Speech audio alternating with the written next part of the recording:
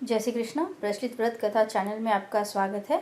आज हम आपको माघ मास की कथा सुनाएंगे।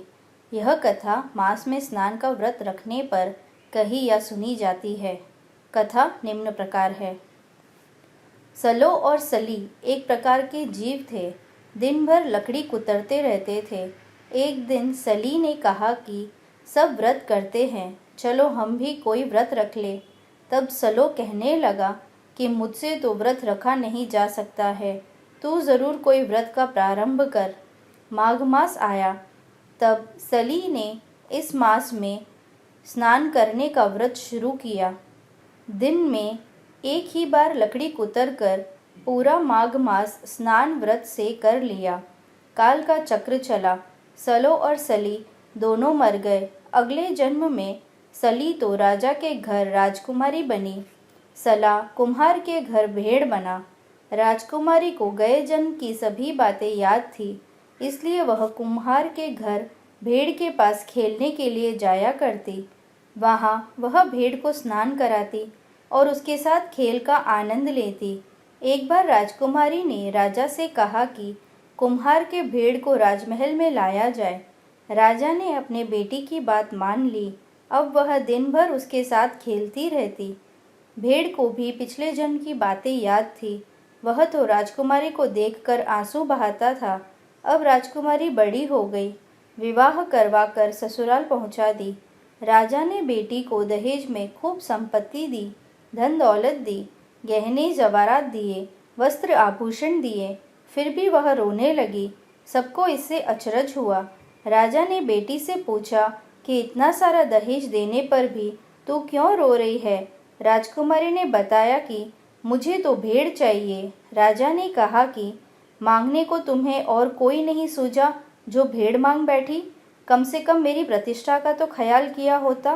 भेड़ देने पर मेरी नाक कट जाएगी, जग में मेरी हंसी होगी, बिरादरी में मुंह दिखाने के योग्य न रहूँगा। बेटी ने तो हट पकड़ ली, मुझे तो भेड़ के अलावा दूसरा कुछ नहीं चाहिए। राजा को अंत में बात माननी पड़ी। राजा ने भेड़ को सजा धजा कर बैलगाड़ी के पीछे बांध दिया। लोगों को बताया कि राजकुमारी तो बचपन से ही भेड़ के साथ खेलती आने से उसे इसकी माया लग गई है। राजकुमारी ससुराल पहुंची। राजमहल में भेड़ को अपने साथ गलीचे पर बिठाया। अच्छा खाना देती थी और अच्छी तरह देखभाल करती थी। वह चलते फिरते भेड़ से कहा करती थी कि मैं तो ठाट बाट से रानी बनी, इच्छित पति पाया। मैंने तुम्हें भी माघ मास में स्नान का व्रत रखने के लिए कहा था, पर मेरी बात तुमने नहीं मानी सो नहीं मानी। वह बार बार चलते फिरते भेड़ से यही कहा करती थी। एक दिन राजा जी ने राजकुमारी के मुख से यह सुन लिया। राजा ने रानी से पूछा कि आप भेड़ से क्या बातें करती रहती हैं, पर रानी ने राजा जी की बात पर जरा भी ध्यान नहीं दिया। इस पर राजा जी ने इसका रहस्य जानने के लिए हट पकड़ ली। रानी ने कहा कि आप अगर इसका रहस्य जान जाएंगे तो आपको बहुत दुख होगा, मन उदास बनेगा और जीव चिंता में पड़ जाएगा। राजा ने कहा कि यह सब मैं सहन कर लूँगा, पर तुम रहस्य प्रकट करो। अब रानी कहने लगी कि पिछले जन्म में मैं सली थी और यह भेड़ सला था। माघ मास आया, तब मैंने सला से कहा हम दोनों माघ मास का स्नान करें। सला ने बताया कि मुझसे ऐसा न होगा। मैंने अकेले ने ही माघ मास का स्नान व्रत पवित्र मन से एक बार लकड़ी कुतर कर संपूर्ण किया। समय आने पर हम दोनों चल बसे। अब इस जन्म में मैं राजकुमारी बनी और आप जैसा भरतार पाया।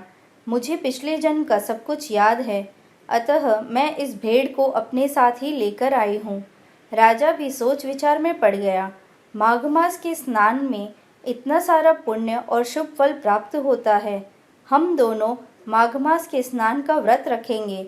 दोनों व्रत करने लगे। पतावड़ा माता की पूजा करने लगे, जवारा की पूजा करने लगे और कथा श्रवण करने लगे। एक भुक्ता भोजन किया। इस प्रकार स्नान व्रत पूर्ण हुआ।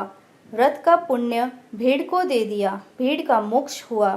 राजा और रानी की जग में प्रसिद्धि बढ़ी। अब राजा की